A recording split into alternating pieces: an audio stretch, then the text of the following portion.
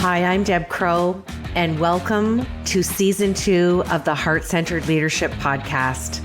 This is a podcast where we connect, learn, and laugh together with strong leaders from all over the globe. Here, you will learn from peers you haven't even met yet. You will gain new tools to add to your leadership toolbox, because whether you're a C-suite executive or a first-time entrepreneur, we all contend with challenges, and there's always room for improvement if we choose to seek it. So please, pull up a chair and listen in. This is the Heart-Centered Leadership Podcast. Welcome back to Imperfect, the Heart-Centered Leadership Podcast. I am with another amazing heart-centered leader, and we're heading down under today to meet Stacey Ashley. And let me tell you a little bit about her. She is a high-performance leadership and coaching expert. Can't even wait to dive in to talk about that. She has over 30 years experience, and she has helped thousands of individuals develop not only their leadership competence, but their confidence and their credibility. She is the author of 5 #1 Amazon bestseller books on leadership, including her newly released Power Up and You're on Mute, which is really appropriate for right now. It's one of our favorite questions. We were just joking about that. She has 4 international Stevie Awards, including Coach of the Year from 2019. She has been nominated for the Telstra Business and Women's Award 9 times.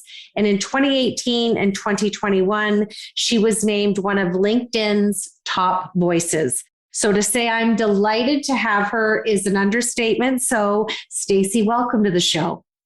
Thank you so much. Well, that's quite a long introduction, but I'm just delighted to be here, Deb. Thank you. Well, I'm delighted to have you here. And it's always fun to speak with another heart-centered leader in the leadership space. You've been doing this for many, many decades like me. We were young when we started, right? Still young at heart, right? Absolutely. So I want to break into a meaningful conversation because there's so much richness that I know you can share with the listeners. So if you're ready, let's start this conversation, shall we? Absolutely. Now, I know that you're obsessed with leading possibility. Share with us what that means and when did you realize that it really was a foundation and a principle for your coaching practice? Gosh, there's so much in it. I think leading possibility to me is about recognizing the impact and the influence that we can have just all the time. So it's about as leaders, and when I say leader, I mean anyone is a leader of self, a leader of others. And so when I think about leaders, which is everyone, it's about the fact that we create our own futures, and that's where the possibility lies. And so settling or, just accepting, oh, that's the way it is. It's about always looking for what else? What are our options? What could we do here? What else could we make happen? And so even when we're facing, challenges, like certainly we have been in the last couple of years, it's not just sort of rolling over and going, okay, I just have to put up with that. It's actually going, you know what? In some small way, there might be something I can do here, something for myself, something for others. I can think about things in a different way. I can behave in a different way. I choose how I show up every single day. And that's where possibility lives. So it's not about plateau. It's about options and opportunity and creation. And I think that if we can all kind of tap into that, then we all have the potential to make the world a better place. When did I kind of realize that that's what I was focused on? Kind of the combination of lots of things.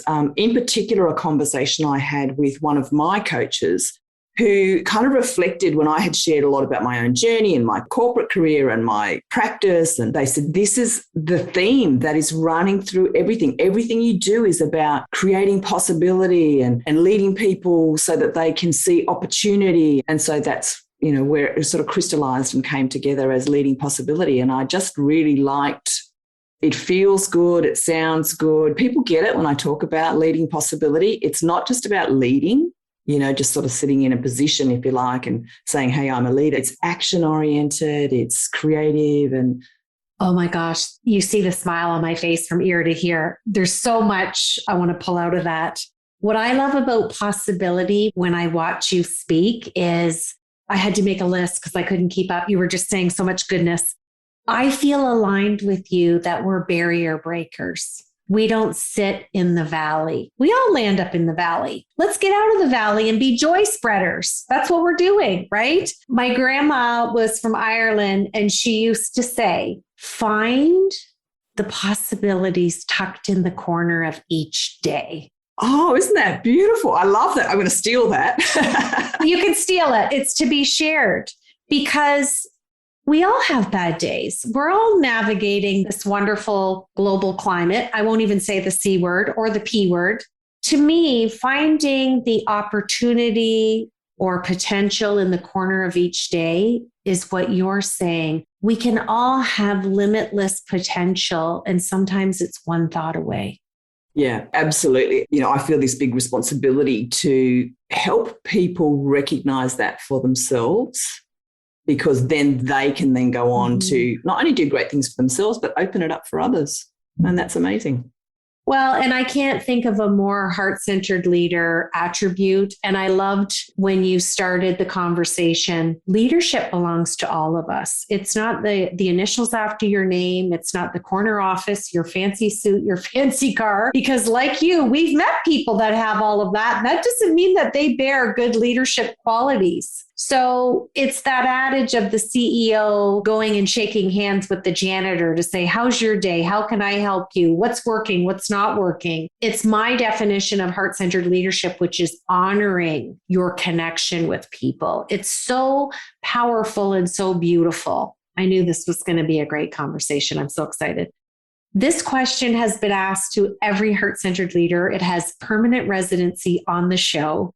Share with us what imperfections that Stacey brings to her heart-centered leadership.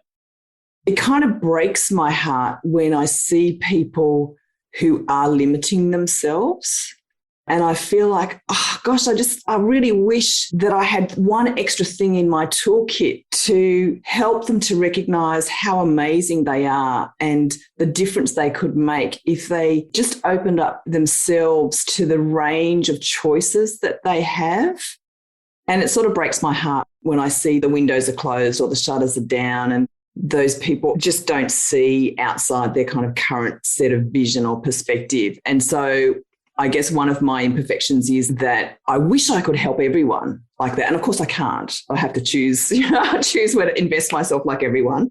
Sometimes I get frustrated when I see some people behaving, supposed leaders behaving in ways that I don't really support as leadership behavior, and I don't feel like they're actually supporting their community of people. I do find that frustrating. And so I need to rechannel that and turn it into something constructive.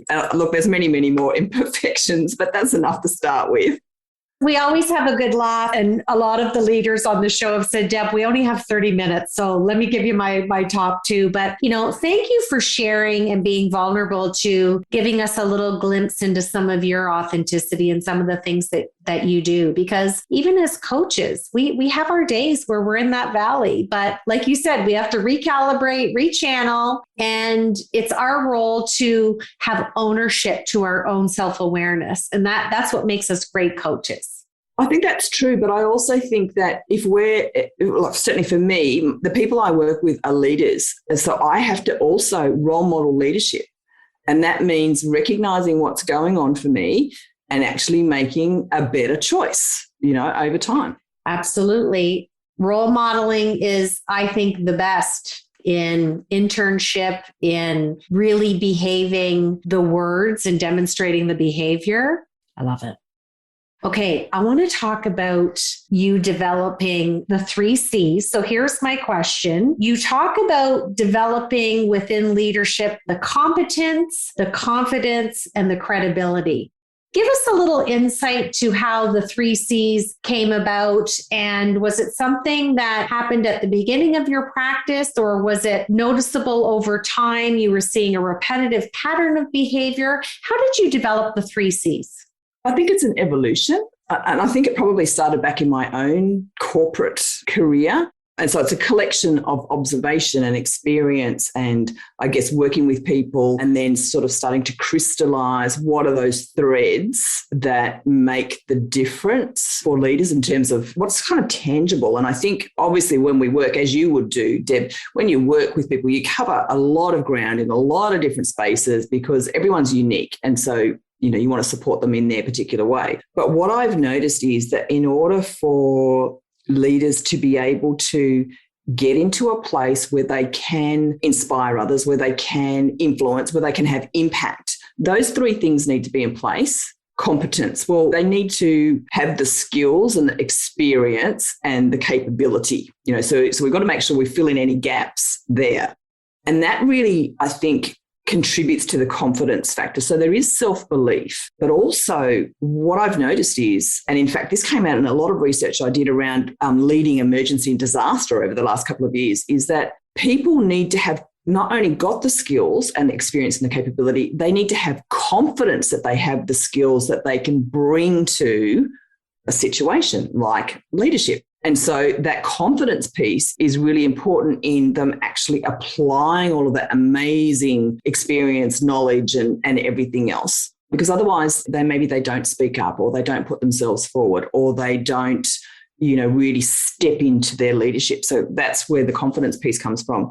And the credibility, I think, is really important because that's being known for those other two things.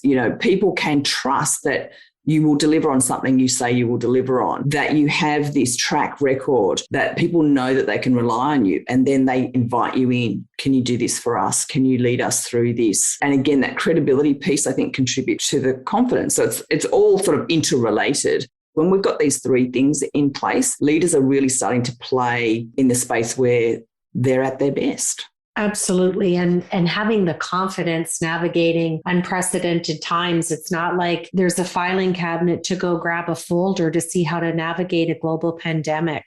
And I love the second piece, having the confidence to do it because, like the name of the podcast, there is going to be adapted imperfection. There is going to be an unveiling of vulnerability and courage and authenticity. And that's where the credibility really gets built up. So I absolutely love that.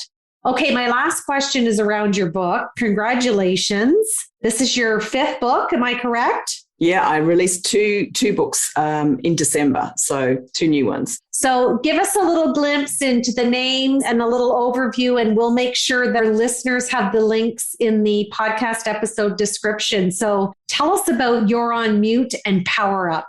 Thanks, Deb. So both of these books really arose as a way of supporting leaders in particular as they have, experienced the last couple of years and out of the work that I've been doing with leaders in lots of different organizations. So the first one, Power Up, was really about recognizing the long-term fatigue that many leaders, or in fact, people experienced, and the, loss of connection in some instances, and just a general struggle to show up every day at their best, because I think it's been hard. There's no point in not acknowledging it. I think it's really important to acknowledge that. And so what I wanted to do was to collect some ideas and really easy to implement but powerfully effective ideas and frameworks that people could put into practice to support themselves, to support their own energy, create more of a positive outlook, and also to share with the people around them. And so based on the work that I had done over the last couple of years, I collected 12 of the most impactful ideas that I had shared and that had really worked, and I put them into a book to share with as many people as possible. So that's Power Up, and the reception to that has been amazing, which is exactly what I wanted, people to really feel like they could take something and they could put it into practice straight away. The second one, You're on Mute. And as you said, haven't we used that phrase a lot? And actually the title was a bit of a joke. And then my book coach said, no, you should use that. That should be the title. It really came about because I had conversations with a number of very senior leaders across a variety of organisations about the challenges of navigating not just working from home and lockdowns and having their teams spread out, but really they just didn't know how to show up online or in a hybrid environment. It was very challenging, particularly when you think about some leaders who they walk into a room of people and they have this incredible presence and they just light up the room with their energy. And that's what they're used to. And they're really good and they have authority and influence and presence in that space. And they didn't know how to do that online. So often they just avoided online altogether. And so what I wanted to do with this book is just to really ask the questions at both a macro and a micro level to say what you need to do is to recognize the world of work has changed. It will never go back. We now have these multiple different working environments. Some are face-to-face, some are very remote, some are synchronous, some are asynchronous, some are hybrid, and there'll be many more that kind of evolve. And what you need to figure out as a leader is, where do you fit into that? And organisationally, what's your strategy around that? I've worked with organisations who've postponed their leadership team offsite because they couldn't actually get together. So they've postponed it for maybe a year.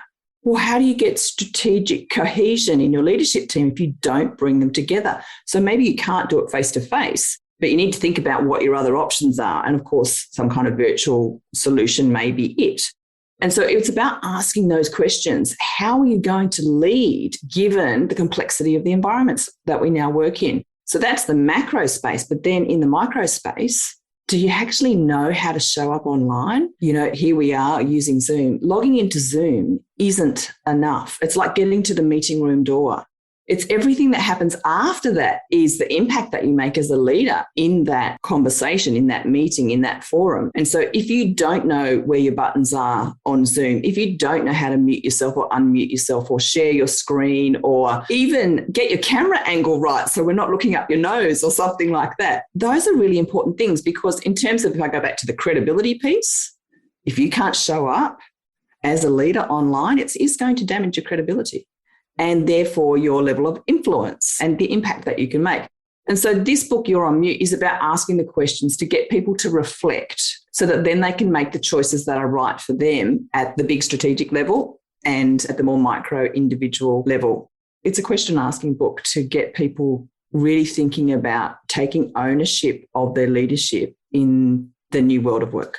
And what I love about that, Stacey, is it goes back to the beginning of our conversation that, okay, we're all in the valley, metaphorically speaking.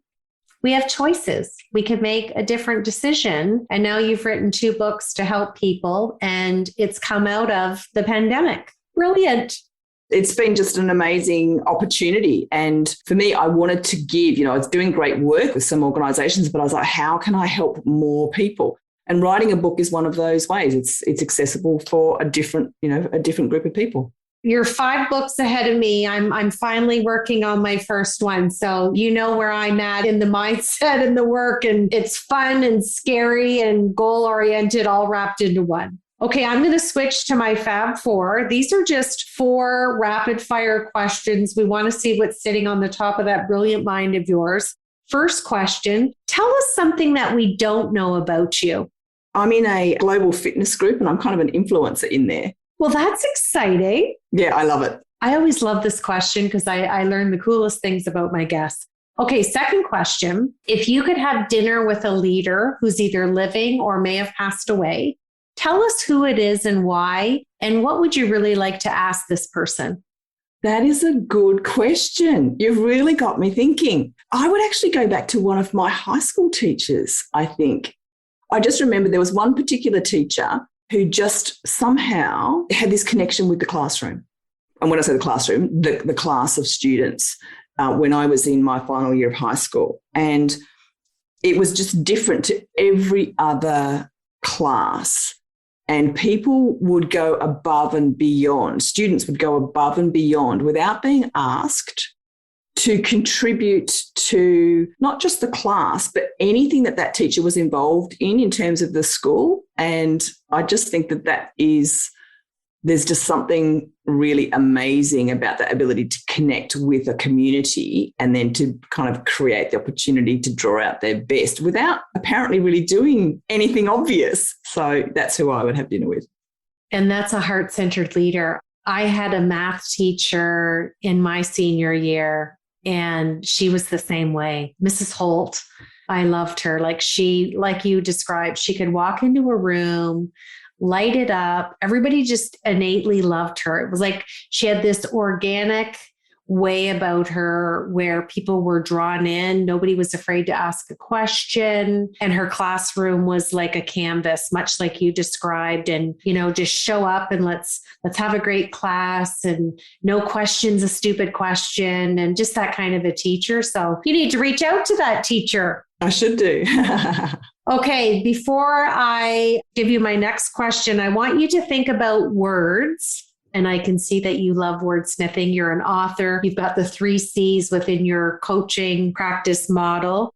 What is a word that you love to use on a daily basis, or maybe a colleague or friend or family member will call you out to say, this is so your word, Stacey. You always say this. Is there a certain word in your vocabulary that comes to mind right when I ask that question? And what is it, and why is it powerful to you? It's probably the word beautiful. And I often use it in my coaching conversations. And what it means is, I love the work that you're doing. Do more of it. So it's like a reinforcement, but also an encouragement to do more. I love that. And I love the way you framed it. Before I ask you my final question to close out the show, I just want to say how delighted I was that you wanted to be on the show. I'm delighted that you're on the other side of the world and doing the beautiful work that you're doing within Heart-Centered Leadership. And I'm super grateful that you shared your time with me today, your wisdom, your insight, but a little piece of your heart as well. Thank you. It's been just a real joy to be here. So we're going to finish out the show by you finishing this sentence for me. Heart-centered leadership is about your community. You've been listening to the Heart-Centered Leadership Podcast. I'm Deb Crow.